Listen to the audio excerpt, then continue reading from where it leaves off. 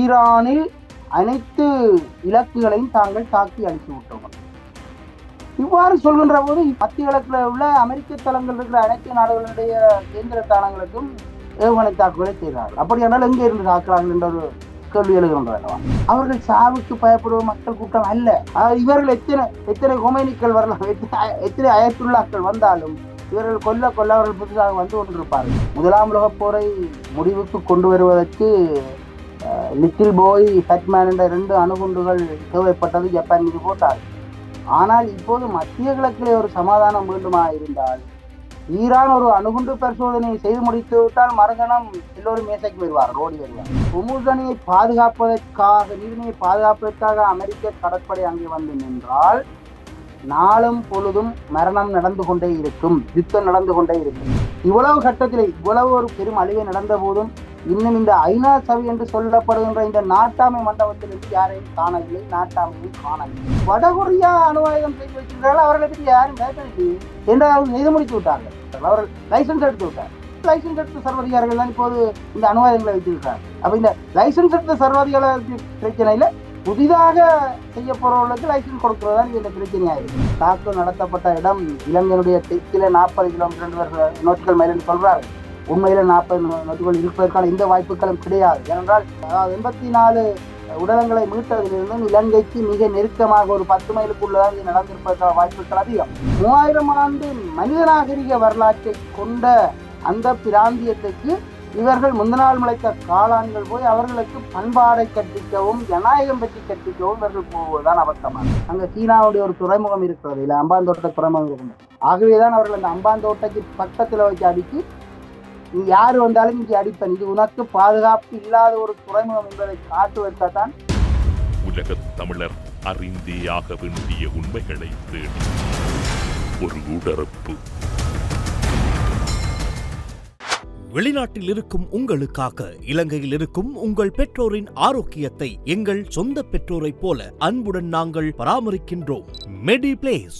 ஸ்ரீ காளிமாதா ஜோதிடம். பிரபல ஜோதிடர் பண்டித் மகாராஜா. தொழில், காதல், திருமணம், குழந்தை பாக்கியம் மற்றும் மந்திர சூனிய பிரச்சனைகளுக்கு நிரந்தர தீர்வு. இன்றைய ஊடர்ப்பு நிகழ்ச்சியில் பிரித்தானியாவில் இருக்கக்கூடிய அரசியல் ஆய்வாளர் திவாகரன் அவர்களை இணைத்திருக்கின்றோம். ஊடர்ப்பு நிகழ்ச்சியின் சார்பில் உங்களை வரவேற்பதில் மகிழ்ச்சி. வணக்கம். வணக்கம். தற்போது உலகளவிலே ஒரு பெரும் பதற்றமாகவும் உலகின் பல செயற்பாடுகளில் முடக்கமாகவும் உலக பொருளாதாரம் மட்டுமல்ல உலக அரசியலே இன்று சூனியமாகின்ற நிலையில் மிக மோசமான அரசியல் நிலைமை ஒன்றும் மாறிக்கொண்டிருக்கின்றது. இப்போது ஈரான் மீதான படையெடுப்பும் அமெரிக்கா இஸ்ரேல் கூறுவது போன்று ஈரானை மிகவும் இலகுவாக வெல்ல முடியும் என்ற கருத்தும் இப்போது சவாலுக்கு உட்படுத்தப்பட்டுக் கொண்டிருக்கின்றது. அந்த கருத்து இன்று யதார்த்தமற்ற ஒன்றாகவே நாளுக்கு நாள் மாறிக்கொண்டிருக்கிறது. உங்களுடைய பார்வையில் ஈரான் மீதான போரும் அதில் டொனால்ட் ட்ரம்ப் எடுத்திருக்கக்கூடிய விபரீத முடிவுகளும் மத்திய கிழக்கு நாடுகளினுடைய எதிர்காலமும் ஒட்டுமொத்த உலகத்தினுடைய ஆபத்தும் எப்படி இருக்கிறது? அதாவது டொனால்ட் ட்ரம்ப் ஆட்சிக்கு வந்தவுடன் அவர் அதிரடியான பல வேலைகளை செய்தார். இதிலே டொனால்ட் ட்ரம்ப் தன்னுடைய தனிப்பட்ட முடிவாக இது எடுக்கிறார் என்றால் இல்லை. அதாவது அது பென்டகன் எடுக்கிற முடிவை அவர் ஒரு ஸ்பீக்கர் தான், அவர் அறிவிக்கிறார். அப்ப பென்டகன் எடுத்த முடிவைத்தான் அவர் அறிவிப்பதாக இருக்கும். ஆனால் ஒரு பிரச்சனை வருகின்ற போது பொறுப்பேற்க வேண்டியவர் ட்ரம்ப் ஆவாரே தவிர பென்டகன் பொறுப்பேற்கார். ஆகவே இங்க இருக்கிற விடயம் என்றால் பென்டகன் தான் விரும்பியதை செய்வதற்கு ஒரு ஆள் தேவை, ஒரு முத்திரை தேவை. அந்த முத்திரையாகத்தான் இந்த டொனால்ட் ட்ரம்பையும் ஆட்சியை கொண்டு வந்திருக்கிறார்கள். ஆகவே உலகளாவிய மேலாண்மையை அடைவதற்கு, அமெரிக்கா ஃபர்ஸ்ட் என்ற அந்த மேலாண்மையை அடைவதற்கும் வளர்ந்து வருகின்ற சீனா போன்ற நாடுகளை கட்டுப்பாட்டுக்கு கொண்டு வருவதற்கும் அவர்களுக்கு பல பதிலாள் யுத்தங்கள் தேவைப்படுகிறது. அது உக்ரைன்ல இருந்தாலும் சரி, அல்லது மத்திய கிழக்கில் என்று இருக்கிற யுத்தமணியாக இருந்தாலும் சரி, இரண்டும் அதாவது அமெரிக்கா அதனை முதன்மைப்படுத்துவதற்கான யுத்தங்களாகத்தான் பார்க்க வேண்டும். இங்கே உக்ரைன் யுத்தத்தில் இருந்து ட்ரம்ப் வெற்றிகரமாக பின்வாங்கினார்.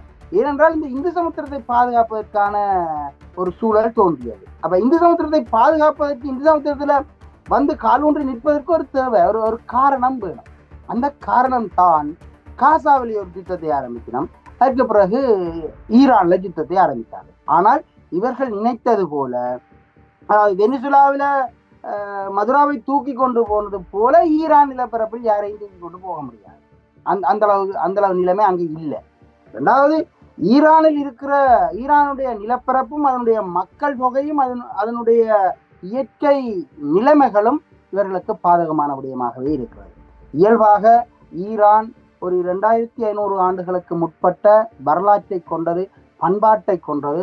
அப்போ ஒரு 3000 ஆண்டு மனித நாகரிக வரலாற்றை கொண்ட அந்த பிராந்தியத்துக்கு இவர்கள் முந்தநாள் முளைத்த காளான்கள் போய் அவர்களுக்கு பண்பாடை கற்பிக்கவும் ஜனநாயகம் பற்றி கற்பிக்கவும் இவர்கள் போவதுதான் அபத்தமானது.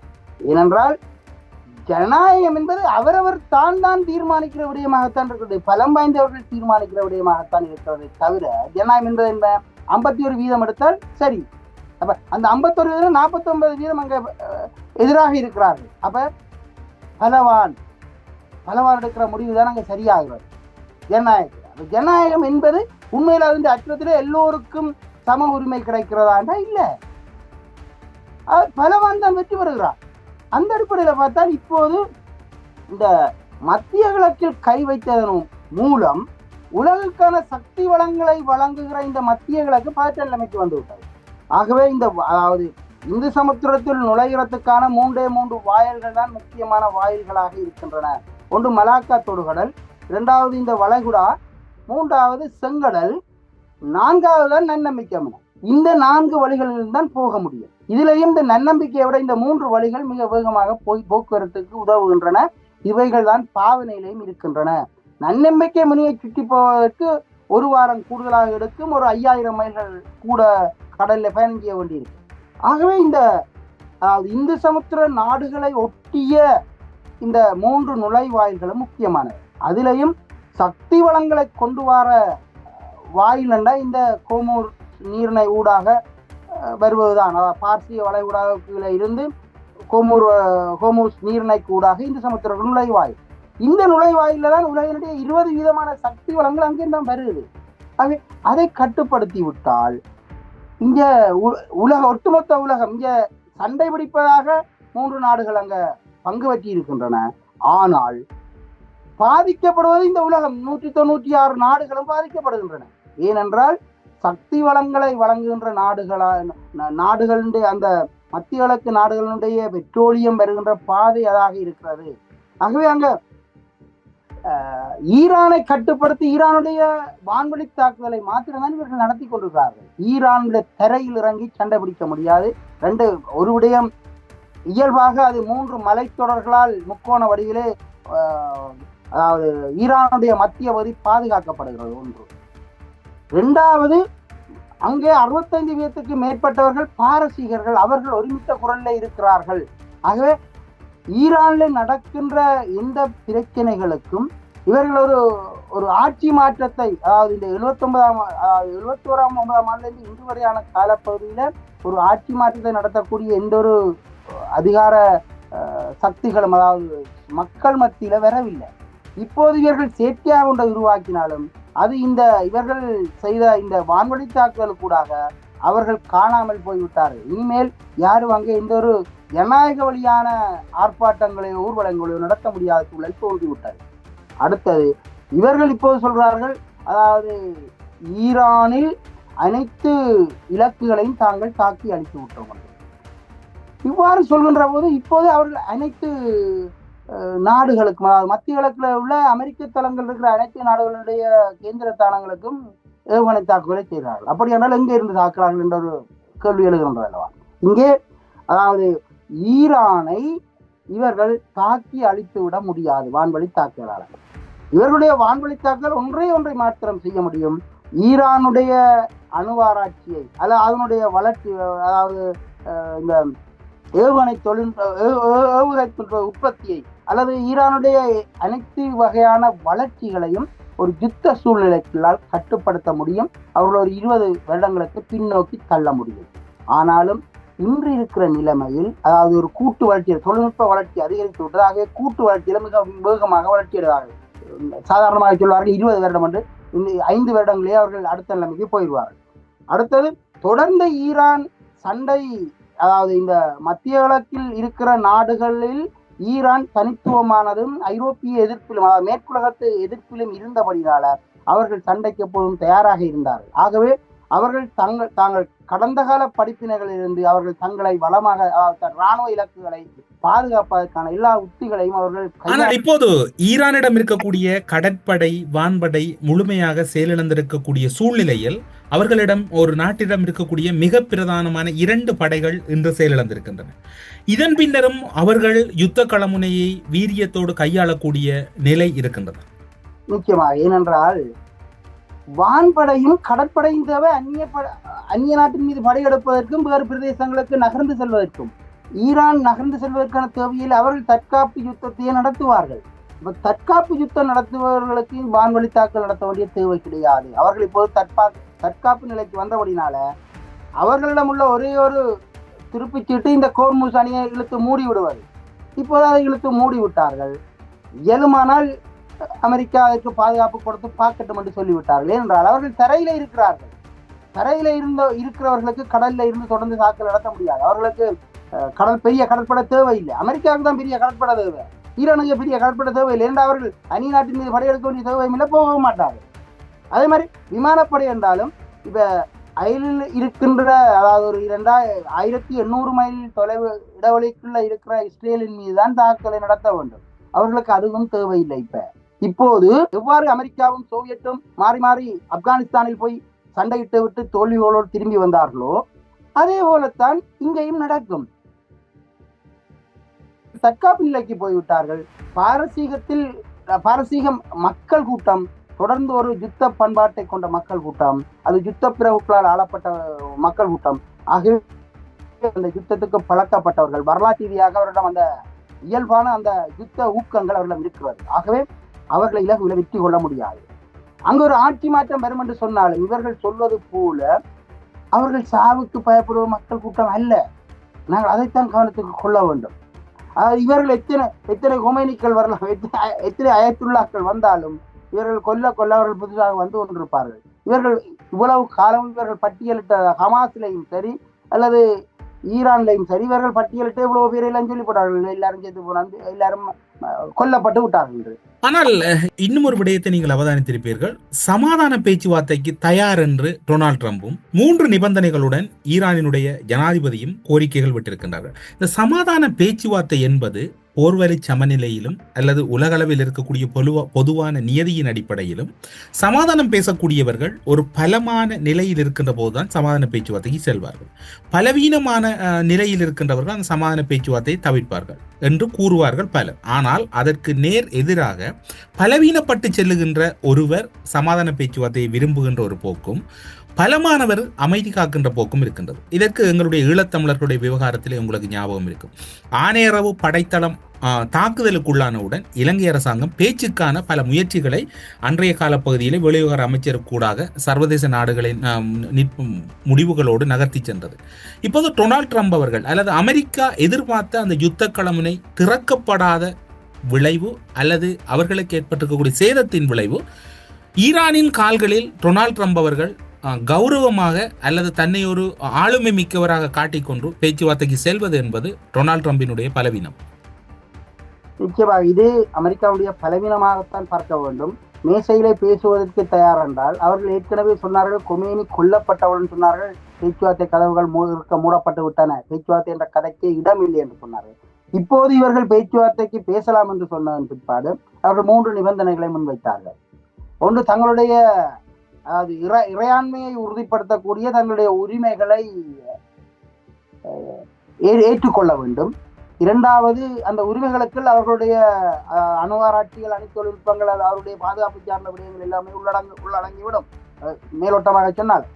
2வது, அவர்கள் சொன்னார்கள் தங்களுக்கு யுத்த இழப்பீடு, தங்களுடைய சேத இழப்பீடு தர வேண்டும் என்று சொல்லி இருக்கிறார்கள். அதான் முக்கியமானது. இந்த யுத்த இழப்பீடு வரைக்கும் நாங்கள் நிறைய பிரச்சனைகள் வரும், மனித உரிமை மீறல்கள் எல்லாமே வரும். அது அமெரிக்காவை படு மோசமான புதைகுழிக்கு கொண்டு போகும். ஆகவே அவர்கள் ஈரான் வைத்த இந்த அதாவது 3 நிபந்தனைகள் அடுத்தது இனிமேலும் இப்படி ஒன்று நடக்கக்கூடாது என்று வைத்தார். இந்த 3ஐயும் இவர்கள் ஏற்பார்களா என்றால் இல்லை, இவர்கள் ஏற்கவே முடியாது. அப்ப அவர்கள் மூடப்பட்ட கதவை இவர்கள் திறக்க முடியாமலே அவர்கள் திருப்பி பூட்டியிருக்கிறார்கள். இன்னொரு 3 நிபந்தனைகளை வச்சு பூட்டியிருக்கிறார்கள். ஆகவே அவர்கள் தங்களுடைய நிலத்தில் அவர்கள் பலமாக இருக்கிறார்கள். வெறும் வான்வழி தாக்குதலை செய்வது என்பது இது ஒரு யுத்தமாகவே கூட நான் குறிப்பிட்டு சொல்லக்கூடாது. இது ஒரு அழித்தொழிப்பு தாக்குதல் என்றுதான் சொல்ல வேண்டும். அதாவது அவர்களை வளர விடாமல் பின்னோக்கி தள்ளுவது. இவர்கள் பின்னோக்கி கிட்டத்தட்ட ஈழ நிலத்தை தென்னிலங்கை அரசுகள் துவம்சம் செய்து அந்த நிலத்தினுடைய வளங்களை முழுமையாக நாசகாரம் செய்ததற்கு இது ஒப்பிடலாமா? அதே போன்ற ஒரு நிலைமைதான் இருக்கிறது. அதாவது வன்னி படநடவடிக்கையின் போது வன்னியினுடைய கைப்பற்றப்பட்ட பிரதேசங்களில் எந்த கட்டிடங்களையோ மரஞ்செடிகளையோ காண முடியாத அளவுக்கு குடிமனைகள் எல்லாம் அழிக்கப்பட்டிருந்தன.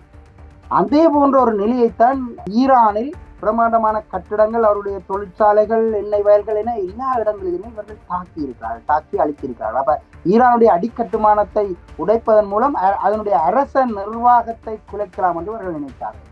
ஆனால் அதனுடைய நிர்வாகம் என்பது அதை பிரிக்கப்பட்ட ஒரு மத்திய நிலைமைப்படுத்தாமல் அதை பிரித்து அவர்கள் அதிகாரங்களை கொடுத்து இந்த இராணுவ உத்திகளை ஒரு கெரில்லா பாணியிலான இராணுவ உத்திகளை அவர்கள் கையாண்டு விட்டார்கள். ஆகவே எந்த பகுதி இவர்கள் கைப்பற்றினாலும் அல்லது எந்த பகுதியில் தாக்கல் நடந்தாலும் அந்த பகுதியில தான் தற்காலிக ஒரு தடங்கள் ஏற்படுமே தவிர ஏனைய பகுதிகள் சுறுசுறுப்பாக இயங்கிக் கொண்டிருக்கும். அந்த அடிப்படையில் தான் ஈரான் தன்னுடைய போர் வியூகத்தை வகுத்திருக்கிறது. அதிலும் விட ஈரானுடைய எல்லை பகுதியில எல்லையோரமாக இருக்கின்ற போராடக்கூடிய தேசிய இனங்கள் ஈரானுக்குள்ள இருக்கிறது. ஆக்வாஸ், இந்த குர்திஸ் போன்ற குர்திஸ், மற்றது பாலிச்சி போன்றவர்கள் இருக்கிறார்கள்.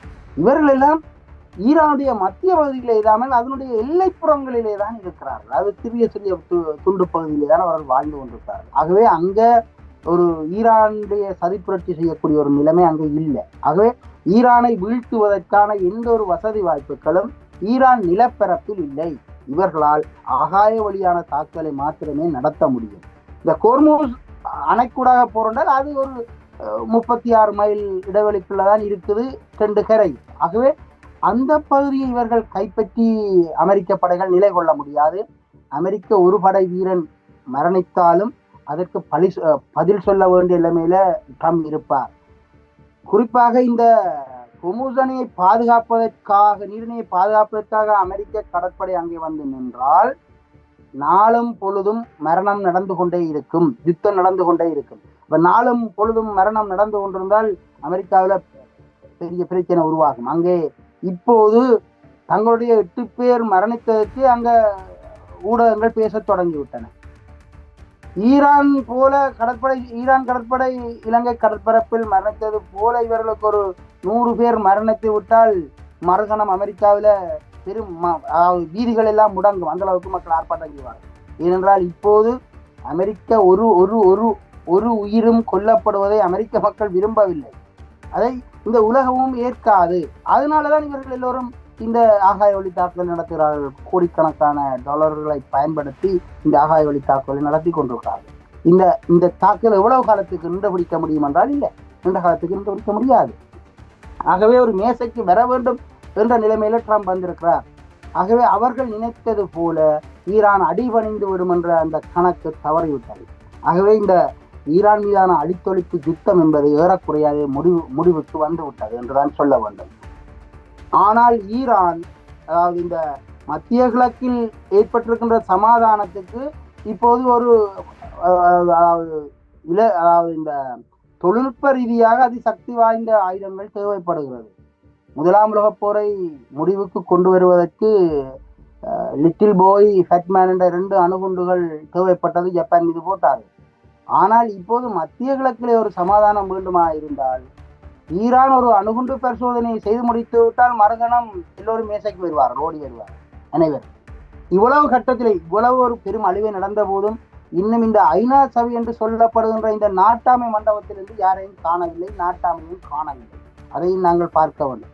இன்று உலகளாவிய அரசியலில் இவ்வளவு காலம் 2ஆம் உலகப் போருக்கு பின்னர் உலகினுடைய சமாதானத்துக்கும் அரசுடைய நலன்களுக்காகவும் பேசக்கூடிய இந்த ஐநா மன்றம் என்று சொல்கின்ற இந்த நாட்டாமை மண்டபம் இன்று இல்லாமல் போய்விட்டது. அதனுடைய எந்த பேச்சையும் காணவில்லை. ஆகவே எதிர்வரும் காலத்தில் ஒரு புதிய அமைப்புகள், புதிய உலக அமைப்புகள் தோன்றுவதற்கான சூழல்கள் தோன்றி வருகின்றன.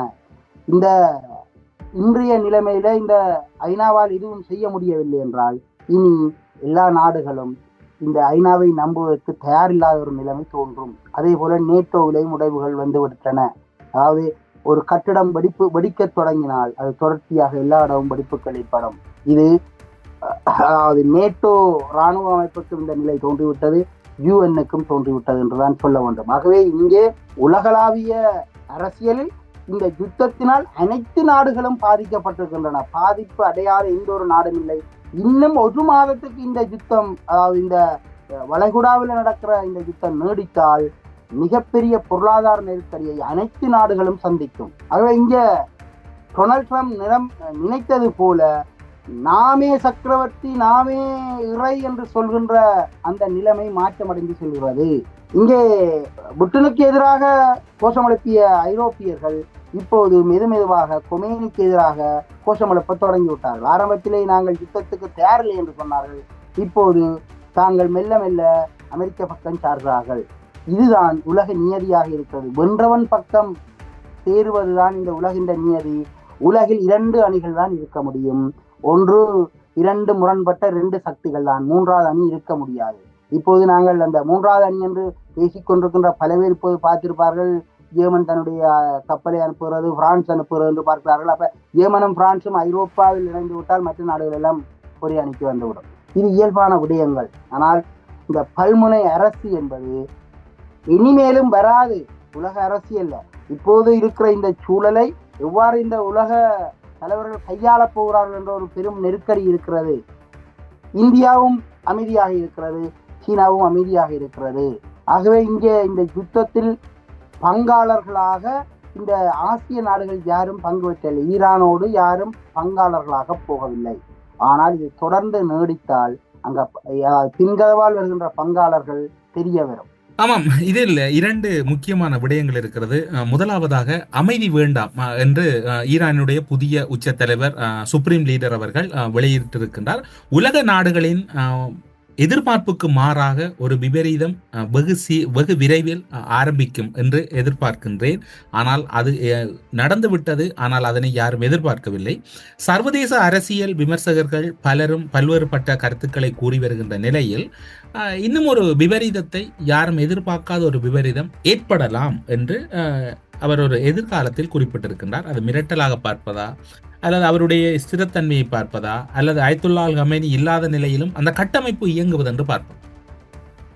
இங்கே அயத்துல்லா அலி கொமேனி கொல்லப்பட்டதன் பிற்பாடு அவருடைய அதாவது ஈரானுடைய இவர்கள் பொதுவாக இந்த கொமேனிக்களுடைய ஆட்சி அல்லது இந்த ஆன்மீகத்தலைவருடைய ஆட்சி இவர்கள் அதாவது பொதுவாக வெளியில் இருந்து பார்க்கின்ற அரசியலை பார்க்கின்றவர்கள் சொல்வது என்னென்றால் ஏதோ அவர்கள் பரம்பரையாக வருவது போல காட்டுகிறார்கள். ஆனால் உண்மையில் அதாவது ஈரானுடைய அரசியலமைப்பின் 161வது பகுதியை நாங்கள் பார்க்க வேண்டும். அதிலே அவர்கள் ஒரு தற்காலிக அதாவது இலங்கையினுடைய அரசியலமைப்பில் எவ்வாறு ஒரு ஜனாதிபதியை ஜனாதிபதி இல்லாத போது பிரதியீடு செய்கிறார்களோ அதே போல ஒரு நிலைமைதான் அதாவது ஈரானிய அரசியல் ஜாப்பிலும் உள்ளது. அதாவது ஒரு ஆன்மீக தலைவர் சுப்ரீம் லீடர் கொல்லப்பட்டாலோ மரணமடைந்தாலோ இயங்க முடியாவிட்டால் உடனடியாக அவர்கள் அந்த மேலாளர் சபையை கூட்டி கவுன்சிலை கூட்டி தற்காலிக தலைவர் ஒருவரை தெரிவு செய்து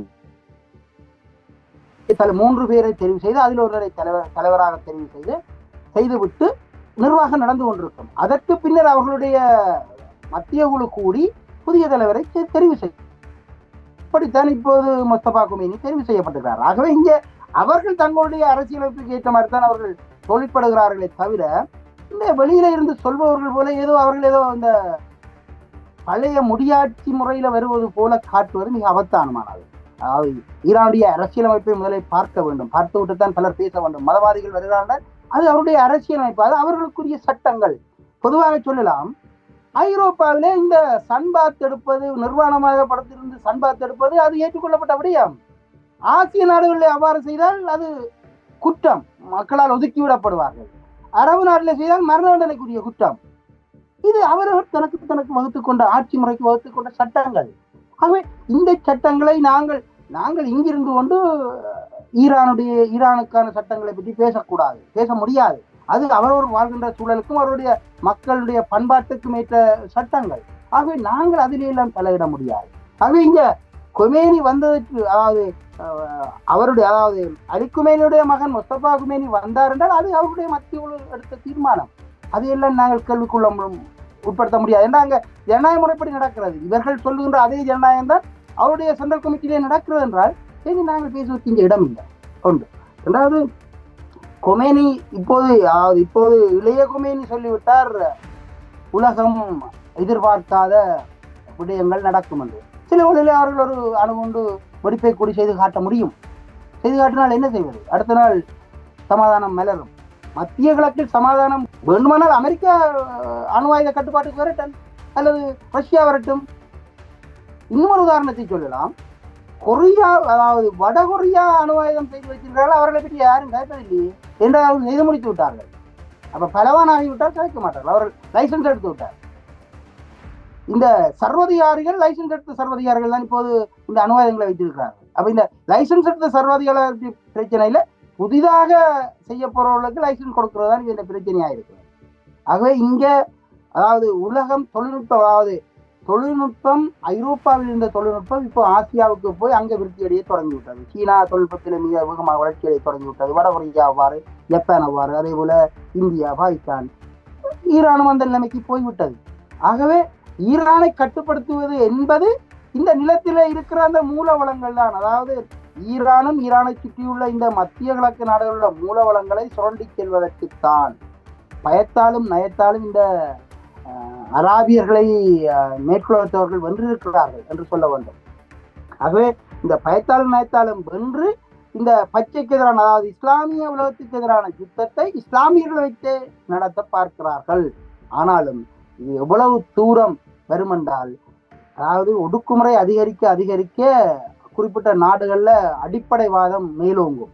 நாங்கள் அதை ஈரான்ல அடிப்படைவாதம் ஏன் மேலோங்கி என்ற ஒரு வரலாற்று கண்ணோட்டத்தில் பார்த்தால், அதாவது ஷாமனனுடைய ஆட்சி காலத்தில் இருந்த நிலைமையும் மக்கள் ஒடுக்கப்பட்டமையும், அதற்கு பிறகு புரட்சியின் பின்னர் மேற்குலகம் அவர்களுக்கு எதிராக தொழிற்படுகின்ற போது அவர்கள் ஒடுக்கப்பட்டார்கள். உலக சமூகத்திலிருந்து ஒடுக்கப்படுகின்ற போது அங்கே ஒரு சர்வதிகார தோற்றத்தோடு ஒரு ஆட்சி உருவானது. அவர்கள் மத அடிப்படைவாதம் அங்கே மேலோங்கியது. இதே போலத்தான் ஆப்கானிஸ்தானிலும் ஒரு காலத்தில் குட்டப்பாவாடையோடையும் பிளவுஸோடையும் திரிஞ்ச பெண்கள் இருந்தார்கள். இப்போது கண்தனியத்தான் தெரியக்கூடிய பெண்கள் நடமாடுகிறார்கள் என்றால், அங்கே 2 வல்லரசுகள் போய் அடிபடுகின்ற போது அவர்கள் தங்களை பலப்படுத்துவதற்கு கூட்டி கட்டினார்கள். மக்களை எப்படி கூட்டி பண்ணார்களா? இந்த அடிப்படைவாதத்தினால், இஸ்லாமிய மத சட்டங்களால் கூட்டி கட்டினார்கள். அதன் அடிப்படையில் தான் அங்கே அடிப்படைவாதம் வளர்ந்திருக்கிறது. ஆகவே இந்த அடிப்படைவாதம் வளர்ந்தமைக்கு ஒரு காரணம் மேற்குலகத்தின் அடக்குமுறை அல்லது இந்த பேரரசவாதத்தினுடைய போர் தான் அவ்வாறு அவர்களை அந்த நிலைமைக்கு கொண்டு சென்றது என்பதை நாங்கள் பார்க்க வேண்டும். இதே போலத்தான் ஜெர்மனிலும் இத்தாலியிலும் பாசிசமும் நாசமும் வளர்ச்சி அடைந்தன. ஏன் வளர்ச்சி அடைந்தன? உலகம் அவர்களை ஒடுக்கியபடியினால் வளர்ச்சி அடைந்தன.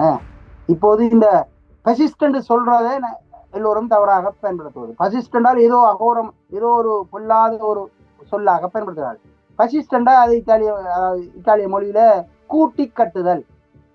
அப்ப முசோலினி இத்தாலிய மக்களை கூட்டி கட்டினார், அதுதான் பசிஸ்ட். அதே போல இப்ப இந்த வரலாற்று ரீதியாகத்தான் நாங்கள் எல்லாத்தையுமே இடை போட வேண்டும். இப்போது வரலாற்று ரீதியான இடைபோடல் இங்கே சரி வருகிறது, ஈரானிலும் சரி வருகிறது. ஏனென்றால் ஈரானில் நடக்கிற தாக்குதல் அனைத்தையும் தாக்குப்பிடித்து ஈரான் மக்கள் இப்போது கொமேனியோடு கைகோர்த்து இருக்கிறார்கள். அங்கே எந்த புரட்சிகளை இப்ப காணவில்லையே, எந்த ஒரு ஆர்ப்பாட்டங்களையும் காணவில்லையே. யுத்தம் நடந்து கொண்டிருக்கிறது. அதாவது இவர்களுடைய தாக்குதல் தொடரும் வரைக்கும் அவர்கள் இன்னும் இறுக்கமடைவார்களே தவிர ஈரானியர்கள் ஒருபோதும் பலவீனப்பட மாட்டார்கள். வேணுமென்றால் அவர்களை பொருளாதார ரீதியில் அவர்களை கொஞ்சம் கீழ் நோக்கி விழுத்த முடியும். இருந்தாலும் அவர்கள் கடின உழைப்பில்லாமல் அவர்கள் பெரும் லாபங்களை சம்பாதிப்பதற்கான இயற்கை வளம் அவர்களுடைய மண்ணிலே இருக்கிறது. அந்த இயற்கை வளத்தினால் அந்த மத்திய கிழக்கை யாரும் கட்டுப்படுத்த முடியாது. அப்ப இந்த மத்திய கிழக்கை கட்டுப்படுத்துவதன் ஊடாகத்தான் உலகை ஆள முடியும் என்பது தெரியும். அதாவது இந்த நீங்கள் கூறுகின்ற அந்த மத்திய கிழக்கில் இன்னும் ஒரு விடயத்தையும் பார்க்கக்கூடியதாக இருக்கின்றது. ஈரான் மீது இன்று வரைக்கும் எந்த ஒரு எதிர் தாக்குதலையும் மத்திய கிழக்கு நடத்தவில்லை. அதில் இருக்கக்கூடியது பயமா அல்லது அவர்களுடைய என்ன மனநிலையாக நீங்கள் அவதானிக்கிறீர்கள்? இங்க 2 விடயம் பார்க்கப்பட வேண்டும். அதாவது மத்திய கிழக்கில் உள்ள இந்த அராபிய நிலப்பரப்பில் இருப்பவர்கள் பாரசீகத்தின் மீது படையெடுக்க மாட்டார்கள், பாரசீகத்தை தாக்க மாட்டார்கள். அது உளவியல் ரீதியான ஒரு பிரச்சனை. 2வது, அவர்கள் ஒரு நிர்பந்தத்தின் அடிப்படையில் இருக்கிறார்கள். ஏனென்றால் இந்த சவுதி அரேபியா தவிர்ந்த ஏனைய இந்த கட்டாரா இருக்கலாம், குவைத்தா இருக்கலாம், இவர்கள் எல்லோரும் சின்ன சின்ன குட்டி நாடுகள். இந்த பார்சிய வளைகுடாவில் உள்ள குட்டி குட்டி நாடுகள், எமிரேட்ஸ் போன்றதெல்லாம் குட்டி குட்டி நாடு. இவர்கள் ஈரானோடு இவர்கள் போர் புரிய முடியாது. ஈரான் துணினாலே இவர்கள் பார்த்தாக பறந்து போய்விடுவார்கள். இவர்கள் அமெரிக்காவுடைய துணையோடு இருக்கிறார்கள். ஆனாலும் இவர்களுக்கான நீர் வளங்கள் எல்லாம் இந்த வளைகுடா, அதாவது பெர்சியன் குடாவில் உள்ள உவர்நீர் தான் நன்னீராக மாற்றப்படுகின்றது. இவர்கள் அவர்களுக்கு தாக்கல் நடத்தினால் இவர்களுடைய நீர் சுத்திகரிப்பு, கரையோரங்களில் நீர் சுத்திகரிப்பு நிலையங்கள் எல்லாரையும் தாக்கி விடுவார்கள். தண்ணி இல்லாமல் இதை செத்து போயிடும். அப்ப இவர்கள் இயல்பாகவே அங்க தாக்கல் நடத்த முடியாது. இவர்கள் சின்ன சின்ன நாடுகள். அப்ப ஈரான் ஒரு மிகப்பெரிய தேசம். அதாவது இந்த இஸ்லாமிய நாடுகளுக்குள்ளே அது சவுதி அரேபியாவுக்கு அடுத்ததாக ஈரான் தான் பெரிய நிலப்பரப்பை கொண்ட நாடு. அது இராணுவ ரீதியாகவும் பெரிய வளர்ச்சி அடைந்திருக்கிறது. சவுதி அரேபியா அந்த அளவுக்கு வளர்ச்சி அடையவில்லை. ஆகவே இவர்கள் ஈரான் மீது தாக்கல் நடத்த மாட்டார்கள், ஒரு காட்டமான கண்டனங்களை விடுவார்கள். அதே போல ஈரானும் இவர்கள் மீது தாக்கலை நடத்த விருப்பப்பட மாட்டாது. இவர்கள் பொதுவாக இஸ்லாமியர்கள் என்ற அடிப்படையில் தாக்கல் நடத்துவார். ஆனால் அமெரிக்க தளங்கள் மீது இவர்கள் தாக்கல் நடத்துவார்கள் கட்டாயம். இந்த அமெரிக்க தளங்கள் மீது தாக்குதல் நடத்துவது என்பது இவ்வளவு காலமும் அமெரிக்கா கால் ஒன்றிய மத்திய கிழக்கிலிருந்து வெளியேற வைப்பதற்கான ஒரு சூழலை அவர்கள் தோற்றுவித்து விட்டார்கள். அமெரிக்கா அதாவது பயத்தை காட்டி தொடர்ந்து இந்த நிலைமையை தக்க வைத்துக் கொண்டிருந்தால் அவர்களால தொடர்ந்து கோல் வச்சு இருக்க முடியும். அதாவது இந்த அனிமல் பிஹேவியர்ல சொல்லுவான், அதாவது சிங்கம் 4 ஓநாய்கள் துரத்துகின்ற போது அது தப்பி ஓடும். ஏனென்றால் ஒரு சிங்கத்தால் 4 ஓநாய்களையோ அல்லது இந்த 4 கழுதை புலிகளையோ கடித்து கொல்ல முடியும். கொன்றதன் பிற்பாடு இந்த ஓநாயோ கழுதை புலியோ கடித்ததனால் ஏற்பட்ட காயத்தினால் குறிப்பிட்ட நேரத்தில் சிங்கம் செத்து போயிடும். அதனால சிங்கம் என்ன செய்ய தான் காயப்படாமல் தப்பி ஓடும், அந்த களத்திலிருந்து தப்பி ஓடும். அதுவும் அதனுடைய வீரம், அதனுடைய அதிகாரத்தை தக்க வைக்கிறதுக்கு தப்பி ஓடுகிறது. ஆகவே இங்கே அமெரிக்கா ஏற்கனவே தப்பி ஓடி இருக்க வேண்டும். ஆனால் காயப்பட்டு தப்பி ஓடினால் பிழைப்பதற்கான வாய்ப்புகள் குறைந்து, சர்வதேச இமேஜ் அவர்கள் குறைந்துவிடும். இன்று ஈரானோடு நடந்த யுத்தத்தை இனி வேறு யாரோடையும் நடத்த முடியாது. அதாவது இவர்கள் இந்த இந்து சமுத்திரத்தினுடைய ஆதிக்கத்தை வலுப்படுத்துவதற்கான யுத்தத்தை தான் இதில் செய்தார்கள். அதில் ஒரு பகுதியாகத்தான் இலங்கையினுடைய கடற்பரப்புக்குள் ஈரானிய போர்க்கப்பலை மூழ்கடித்தார்கள். இங்கே ஈரானிய கப்பலை மூழ்கடித்தது என்பது எல்லோருடைய கண்ணுக்கும் தெரியும். அதை ஈரானுடைய அந்த கப்பல் முடிந்து விட்டது. அங்கே 84 பேர் மரணம் அடைந்திருக்கிறார்கள், 67 பேரை காணவில்லை. இவ்வாறு தான் கணக்கு சொல்லப்படும். ஆனால் இதுக்கு பின்னே உள்ள அதாவது ஓஷன் தியரி என்ன சொல்லுதென்றால், அதாவது இந்த சமுத்திரத்தில் நான் தான் ராஜா, இந்த சமுத்திரத்தில் யார் இருந்தாலும் நான் தாக்குவேன் என்பதுதான் அது இந்த உண்மையான அர்த்தமாக இருக்கிறது. ஏனென்றால் 2வது அந்த தாக்குதல் நடத்தப்பட்ட இடம் இலங்கையினுடைய தெற்கில 40 கிலோமீட்டர் நோட்டிகள் மைல் என்று சொல்றார்கள். உண்மையில 40 நோட்டிகள் இருப்பதற்கான எந்த வாய்ப்புகளும் கிடையாது. ஏனென்றால் 40 நோட்டிகள் மைல்ல இந்து சமுத்திரத்தில் ஒரு கப்பல் தாண்டால் அதில் இருந்து உடலங்களை எடுக்க முடியாது. அது அந்த பேரலைகளில் அது எங்கேயும் எல்லாம் போய்விடும். ஆகவே உடலங்கள் இலங்கையினுடைய தென்பகுதியில் ஒதுங்குவதில் இருந்தும் இவர்கள் விரைவாக மீட்ட, அதாவது 84 உடலங்களை மீட்டதிலிருந்தும் இலங்கைக்கு மிக நெருக்கமாக ஒரு 10 மைலுக்குள்ளதான் இது நடந்திருப்பதற்கான வாய்ப்புகள் அதிகம். அடுத்தது இந்த உடலங்கள் தென்கிழக்கு பகுதியில, அதாவது குமுக்கநோயா சைட்லோ அல்ல திருக்கோவில் வரையான பகுதியில ஒதுங்கி இருந்தால் 40 கிலோமீட்டர்ல 40 நோட்டிகள் மைல்ல அந்த கப்பல் தாக்கப்பட்டதாக நாங்கள் கணிப்பிட முடியும். கடலியல் சார்ந்தவர்கள் இந்த கடல், அதாவது காலி துறைமுகத்தை அண்டி காலி அம்பாந்தோட்டை பகுதி அரிப்புக்குட்படுகின்ற கடற்பரப்பு, அங்கே எந்த பொருளும் ஒதுங்காது கடல்ல போட்ட பொருள். ஆனால் திருக்கோவில் பக்கம் தான் அது ஒதுங்கும் மற்ற பக்கத்தில். ஆகவே இலங்கையில மிக நெருக்கமாக அந்த தாக்குதல் நடத்தப்பட்டிருக்கிறது. இந்த தாக்குதல் இவ்வாறு அது நெருக்கமாக நடத்தப்பட்டதற்கான ஒரு காரணம் என்னென்றால் அங்க சீனாவுடைய ஒரு துறைமுகம் இருக்கிறது, இல்ல அம்பாந்தோட்ட துறைமுகம் இருக்கிறது. ஆகவேதான் அவர்கள் அந்த அம்பாந்தோட்டைக்கு பக்கத்துல வச்சு அடிக்கி, நீ யாரு வந்தாலும் இங்கே அடிப்பேன், இது உனக்கு பாதுகாப்பு இல்லாத ஒரு துறைமுகம் என்பதை காட்டுவதற்காகத்தான் இன்னும் ஒரு அதுல இன்னும் ஒரு கருத்து அங்கே உள்ளே தொக்கி நிற்பதை நாங்கள் பார்க்கலாம். ஆகவே இலங்கையினுடைய மிக நெருக்கமான இடத்துல தாக்குதலை நடத்தியதும் அதனை உரிமை கோரியதும் பிறகு அதற்கான அழுத்தங்களை இலங்கை அரசுக்கு கொடுத்ததும் என்பது அமெரிக்கா இந்து சமுத்திரத்திலே தன்னை நிலைப்படுத்துவதும் தன்னை நான் தான் இந்த இந்து சமுத்திரத்துக்கான கடல் சட்டத்தை உருவாக்கு என்பதை சொல்வதாகவே அது அமைந்திருக்கிறது. இந்த கப்பலை அவர்கள் வேண்டுமானால் வங்கக்கடல்ல வச்சு அடிச்சிருக்க முடியும், ஆனால் அடிக்க அதுக்கு வேறு காரணங்கள் இருக்கிறது. ஏனென்றால் வங்கக்கடல்ல இந்தியாவுடைய அவர்களுக்கு ஒரு கூட்டுறவு இருக்கிறது. இந்தியாவுடைய அந்த அந்தமான் நிக்கோபார் தீவுகளில் ஒரு தீவில் இவர்களுக்கான படைக்கலம் இருக்கிறது. ஆகவே இந்தியாவை ஒத்து போக வேண்டும். ஆகவே அந்த கடற்பரப்புக்குள் இல்லாமல் இலங்கையினுடைய கடற்பரப்புக்குள் வச்சு அதை தாக்கி இருக்கிறார்கள். ஏனென்றால் இலங்கை இப்ப தர்ம சங்கடத்தில் இருக்கிறது. ஏனென்றால் 2 நாடுகளுடான உறவும் அவர்களுக்கு தேவையாக இருக்கிறது. ஆகவே இங்க அமெரிக்கா தன்னை கடலியல் ரீதியாக பலப்படுத்தத்தான் நினைக்கிறது. இப்போது இந்த தாக்குதல் அதாவது 2ஆம் உலகப் போருக்கு பின்னர் அட்லாண்டிக் ஓஷன்ல நடந்த கடல் தாக்குதலுக்கு பிறகு இதுதான் முதல் தடையாக நடந்திருக்கிறது. ஆகவே நாங்கள் இதை மிக கவனமாக கருத்தில் கொள்ள வேண்டும்.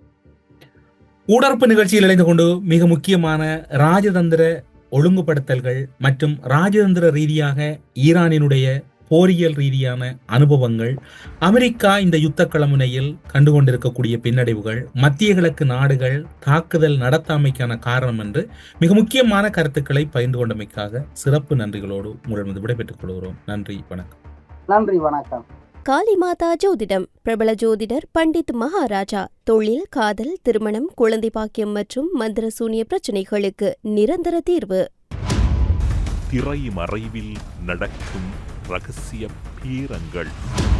உலகத் தமிழர் அறிந்தேயாக வேண்டிய உண்மைகளை தேடி ஒரு உடறுப்பு.